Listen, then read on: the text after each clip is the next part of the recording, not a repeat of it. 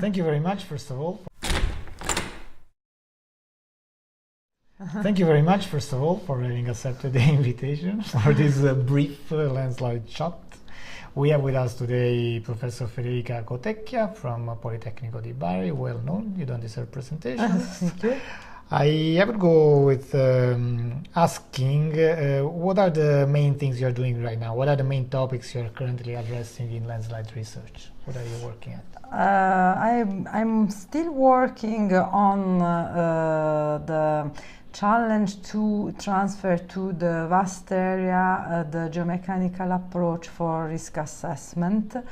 That, as you know, is a trial to use all the tools that we adopt in geotechnics to diagnose what is on in the slope, why the slope is unstable, how the instability will develop. But these are tools seldom used on the vast area, and so we developed a methodology to try and transfer this approach for landslide risk assessment at a small scale. And we are still working on this because obviously only through a large validation of this possibility of application you can show that this is not a vague idea, but is something really sensible and usable. The other issue is then we are working a lot on the landslide typologies that are mainly in clay slopes in my country, in the southern part of my country, that are climate-driven deep landslides. In particular, I work on the deep ones. There are several shallow ones that are climate-driven, but I'm working on deep clay landslides in clay slopes, and this pushes us to work a lot on slope-atmosphere interaction. And in this respect, I think it's worth mentioning the product of a cost project that is finished, that provided as a result in some papers, in particular one where there is it's a sort of benchmark paper about all the strategies to in research, and therefore we hope in practice soon, to diagnose how the climate is affecting the clay slope stability. And in general the slope stability, but also in the clay slope stability. And this is quite a paper that can be used as reference in practice, because helps the user to understand which tool, which model, which boundary conditions, with what limitations in the efficiency of the results.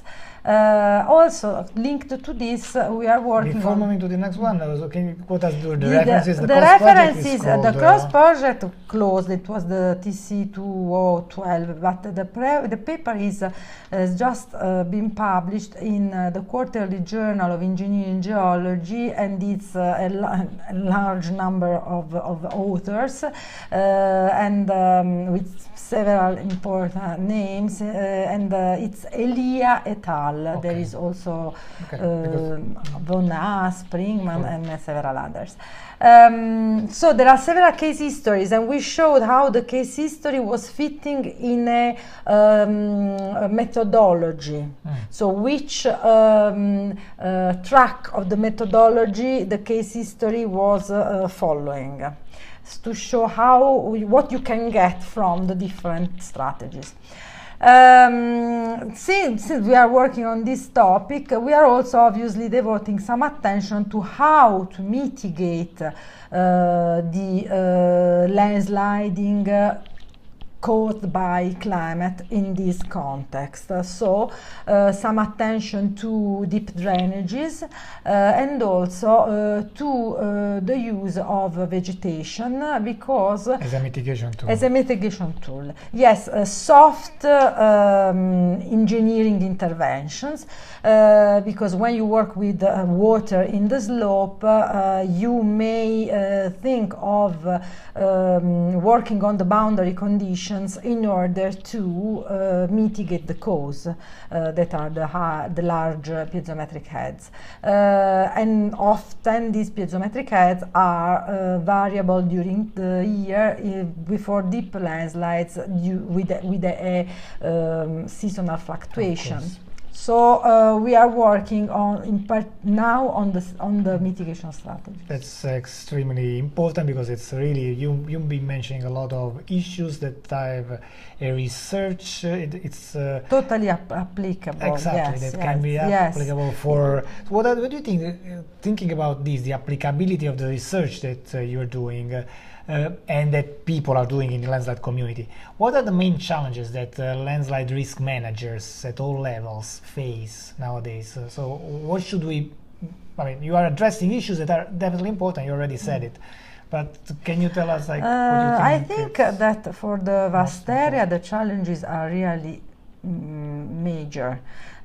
The difficulties hence are major, because I think that to provide the manager with really reliable tools on the vast area, hopefully not qualitative but quantitative, there is still a long path to walk, to work on.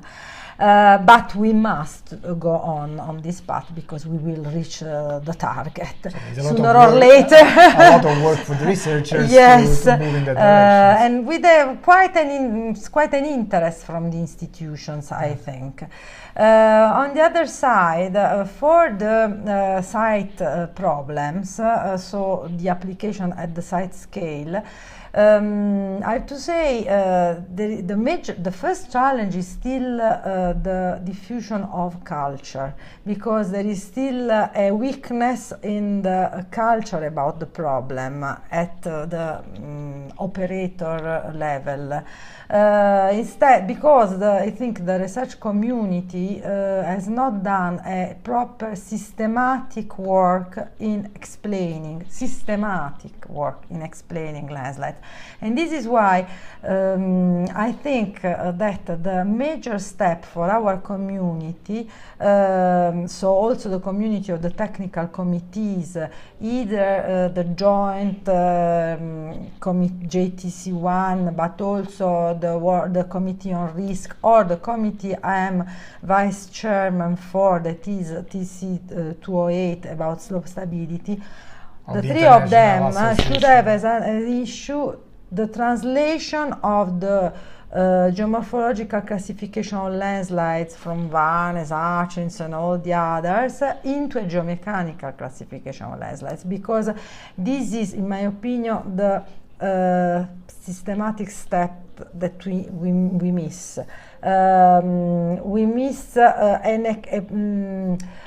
schematization of the processes and the mechanics then of the slopes that go into given type of failures. It's not possible that in 2017 we still have to refer to the great Varnes, who did a noble job trying with his approach to characterize landslides, but we are still, the engineer still uses a qualitative description of landslides, and that he recognizes through the qualitative output what landslide is like, but obviously cannot is not helped in recognizing the causes, the internal factors on which he should intervene. Exactly, because so this is a community issue, in my opinion.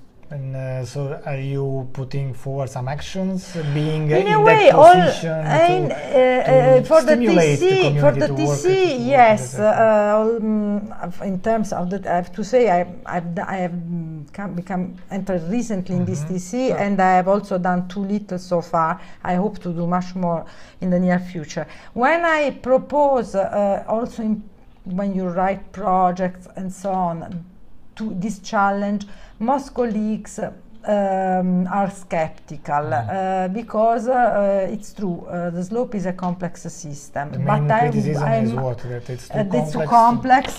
Maybe we may be too simplistic, but I think that also for Varnes it was a complex challenge, and he took the responsibility of making a simplification, and obviously there will be ranks of priorities. We have to try. Otherwise, the engineer will be always lost with the problem. I agree with that. Spirit and way of thinking. Well, we are almost at the end of this very small conversation.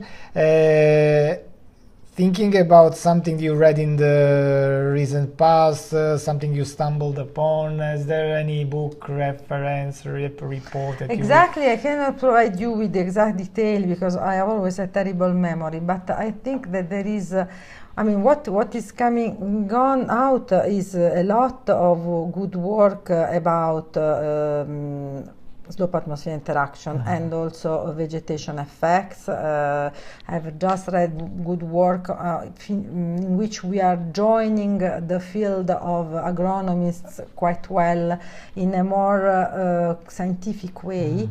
And numerically, I actually have to say I've not seen great advances yet, no. All right. Last thing, just to close this conversation. Any project, future endeavors? What are you working at? At the moment, at the moment, actually, I have a responsibility because I'm the coordinator, the national coordinator for a project financed by our ministry. Actually, the name is